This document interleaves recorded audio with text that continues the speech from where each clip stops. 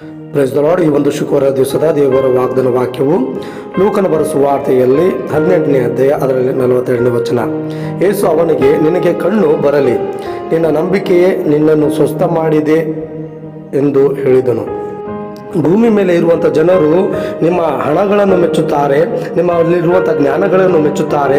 ಈ ಭೂಮಿ ಮೇಲೆ ಇರುವಂಥ ಜನರು ನೀವು ಧರಿಸಿಕೊಳ್ಳುವಂಥ ಬಟ್ಟೆಗಳನ್ನು ಮೆಚ್ಚುತ್ತಾರೆ.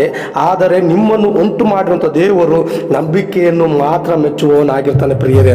ಅದಕ್ಕಾಗಿ ನೀನು ನಂಬಿಕೆ ಇಟ್ಟುಕೊಂಡು ಆ ಒಂದು ಕುರುಡನ ಹಾಗೆ ನಿನ್ನ ಕಷ್ಟಗಳಿಗಾಗಿ ನೀನು ಕೇಳಿದರೆ, ಆ ಕುರುಡನ ಹಾಗೆ ದೇವರ ಸನ್ನಿಧಿಯಲ್ಲಿ ನೀನು ಕೂಗುವವನಾಗಿದ್ದಾರೆ, ಆ ಕುರುಡನ ನಂಬಿಕೆಯನ್ನು ನೋಡಿಕೊಂಡು ದೇವರು ಅವನನ್ನು ಹೇಗೆ ಕಣ್ಣನ್ನು ಕೊಟ್ಟನೋ, ಹೇಗೆ ಅವನನ್ನು ಸ್ವಸ್ಥತೆ ಮಾಡಿದನೋ, ಹಾಗೆಯೇ ನಿನ್ನ ಜೀವನದಲ್ಲಿ ಸಹ ಅದ್ಭುತಗಳನ್ನು ನಡೆಸೋದಕ್ಕಾಗಿ ಶಕ್ತನಾಗಿರ್ತಾನೆ.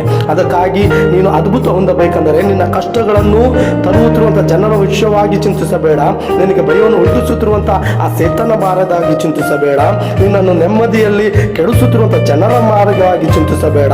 ನೀನು ಚಿಂತಿಸಬೇಕಾದರೆ ನಿನ್ನ ನಂಬಿಕೆ ಕುರಿತಾಗಿ ಚಿಂತಿಸು.